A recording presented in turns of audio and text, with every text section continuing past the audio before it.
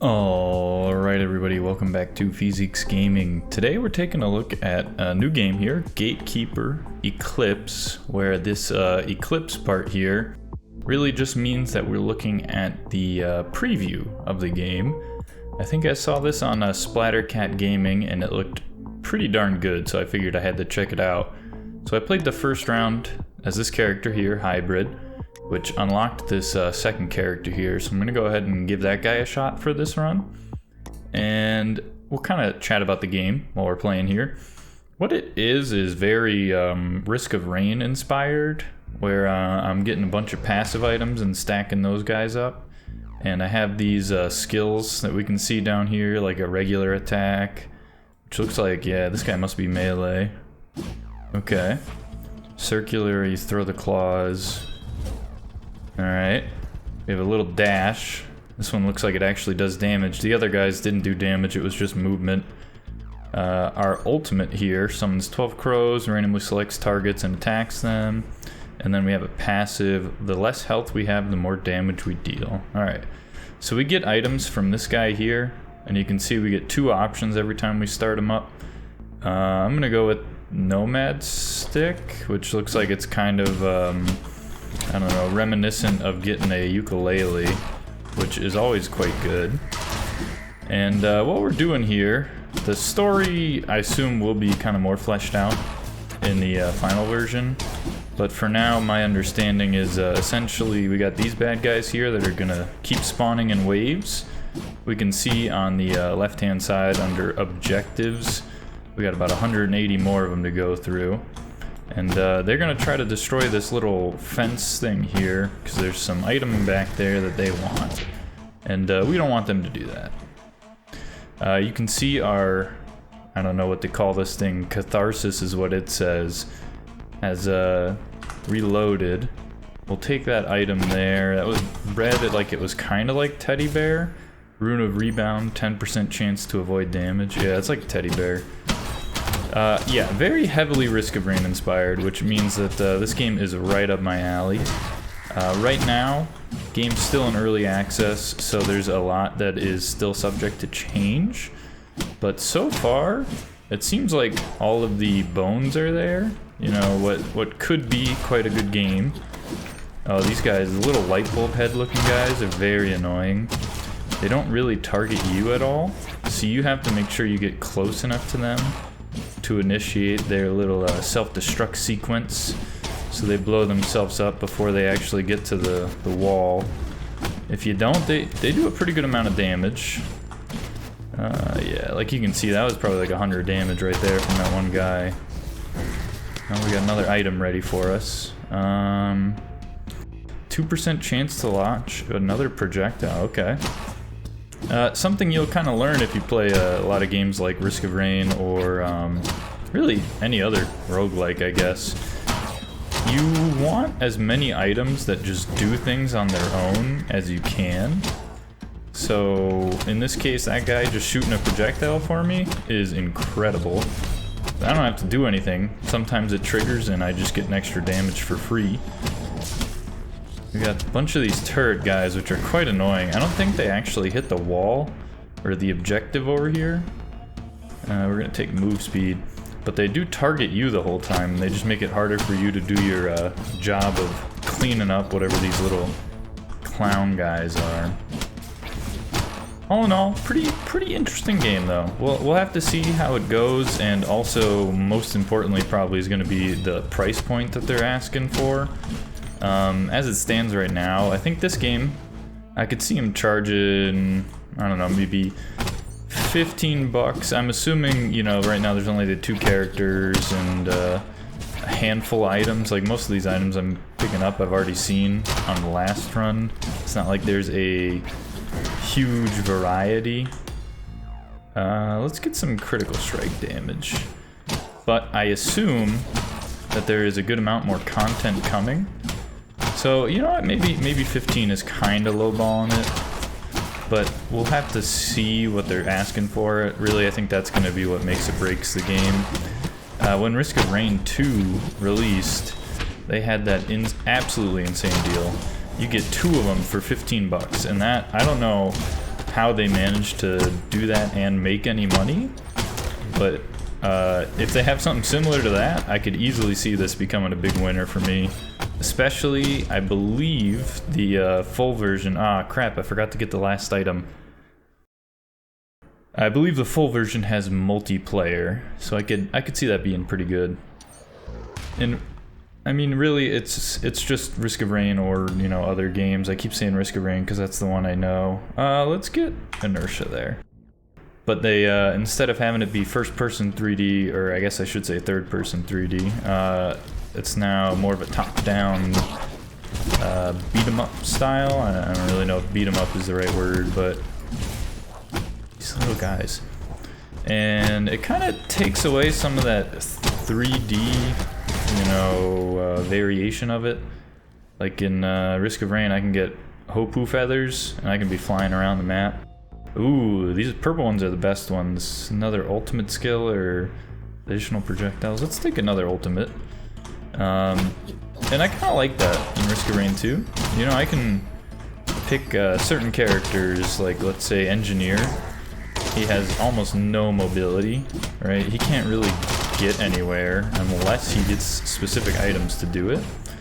Or when you pick different characters, like a archer, you can pretty much go anywhere you want right from the get-go, especially the mercenary. So it kind of lent itself to having, let's get more dodge. I don't know, a little bit more differentiation between the characters. It's not saying that they won't be able to do the same thing or create differentiation here. It's just gonna be slightly harder since they don't have the option of just changing mobility. Or I guess maybe they do and I'm just closed-minded, you know?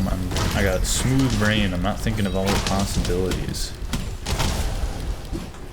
So while I'm already talking your ear off here, I came into the new year like, okay, yeah, new year, we're gonna start strong, we're gonna be sticking to our schedule, uploading, you know, every single week. I'm gonna be recording videos, editing like crazy, and then immediately took about a week off, which I apologize for, but my dad ended up in the hospital with multiple PEs, so I had to fly out, help out around the house, make sure, you know, everything's going well, he's not pushing himself too hard. Thankfully, you know, everything went well with the procedure he had to get. There was no complications and he's healed up completely fine now, or at least, you know, as good as he could be for recently not being able to breathe for an extended period of time. So, you know, very happy. He's doing much better and getting back on track again. So this is the new restart to the year.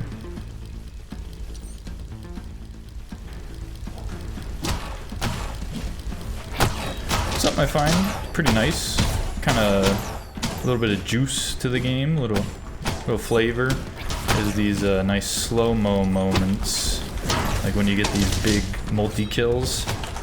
Slows everything down and just kind of gives you a little bit of a cinematic experience.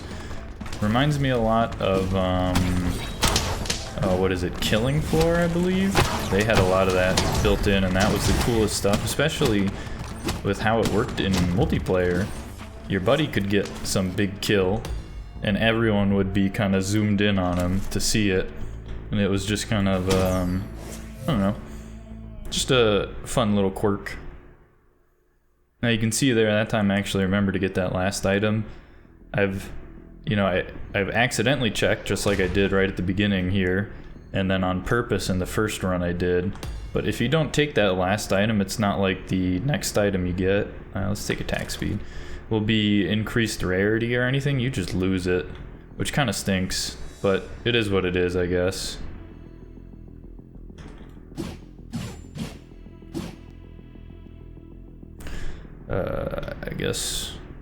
I guess the monsters are spawning quite far away here. Oh, there's one of them.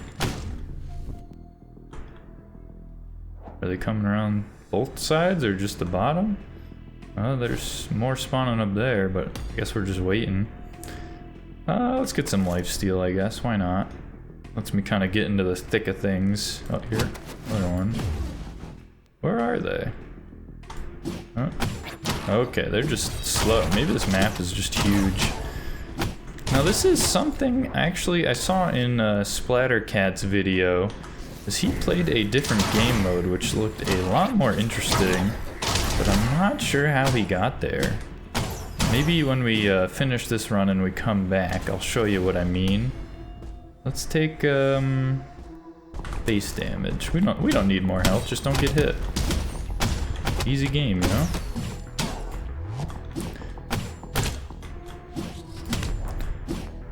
There's just something so fun about this game style. I don't know what word to use. Like, Risk of Rain, I don't know if I would use the exact same terminology there versus other ones similar to this and Vampire Survivor, where it's not so much like, let's take move speed again. Like there's some big end goal, it's more just like, hey, how long can you survive and what's the craziest build you can come up with, you know? And I think that's something that the final version can really have make or break the game here. Because Risk of Rain just has so many items that they were just like, yeah, that sounds insane, let's put it in there. Like the missile launchers, the ukuleles, the bleed stacks, and like, you know, obviously they work on balancing it out after it's in the game. Let's take more nomad sticks. I think similar to Risk. I'm gonna be saying Risk of Rain a lot. I guess I should be saying the name of this game more, you know? Not really even giving them any, you know, accreditation here, but the stacks of one item is usually going to be better than having a huge variety of different items. Oh, I'm not doing a good job. I'm being a bad defender of the wall, or the gate.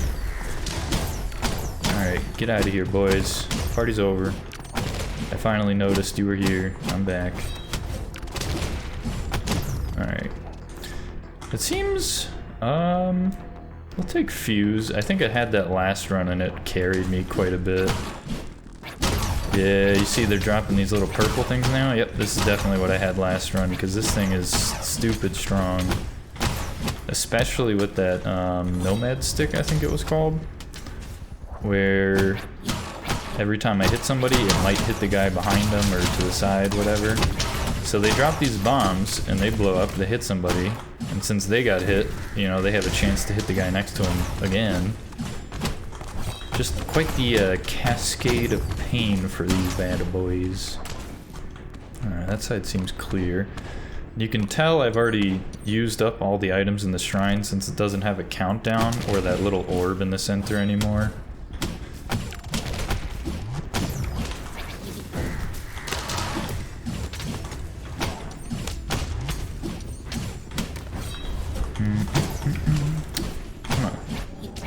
Man, I am really letting them pound on this gate.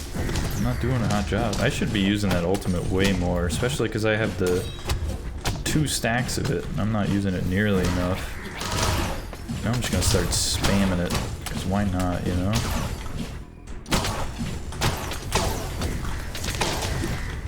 Oh, they're hitting it again. How'd you get past me? Come on. I was right over there.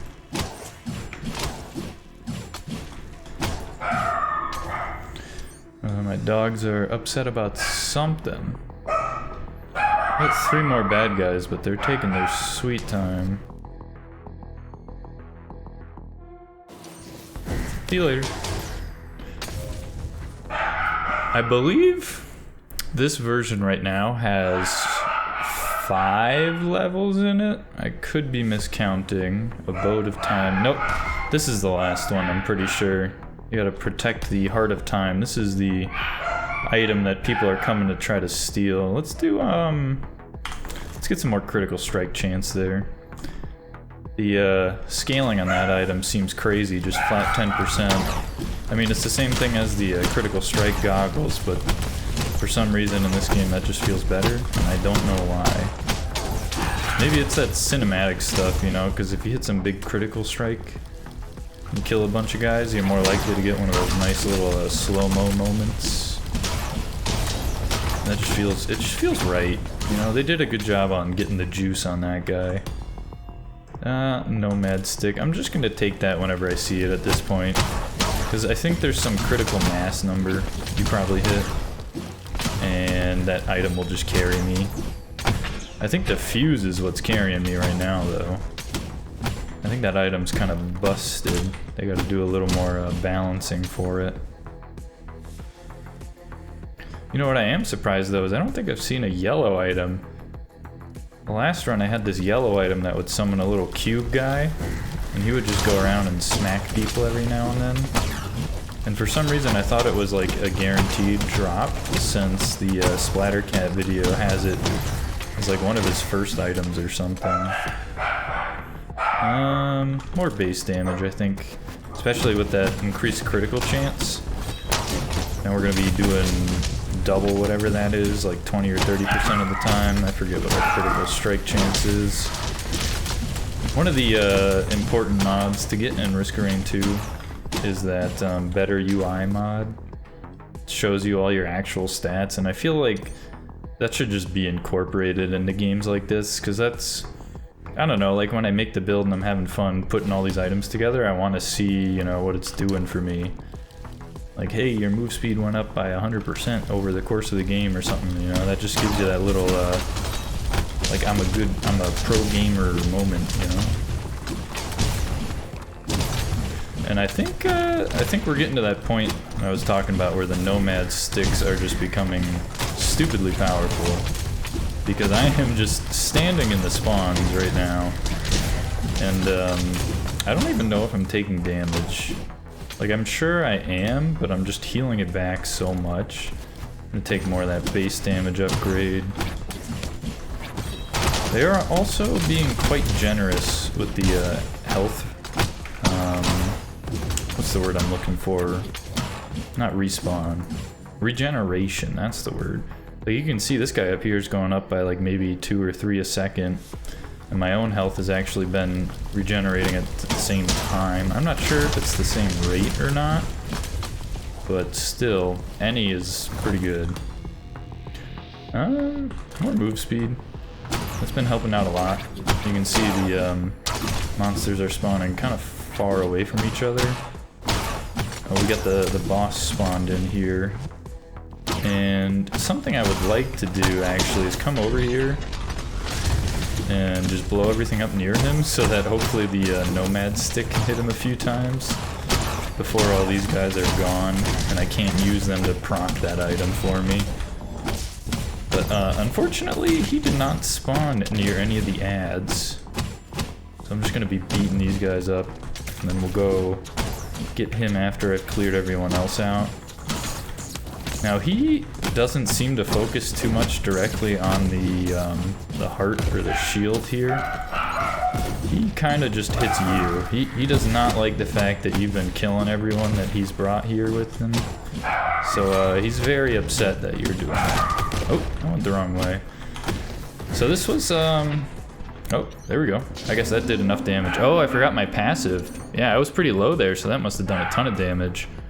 So this was Gatekeeper, the Eclipse, which you can check out on Steam. And I think you can request to, you know, be allowed to play this pre-alpha, or I shouldn't say pre-alpha, but pre-release. And the developer got back super quick and just said yes. Let me show you what I was talking about, though.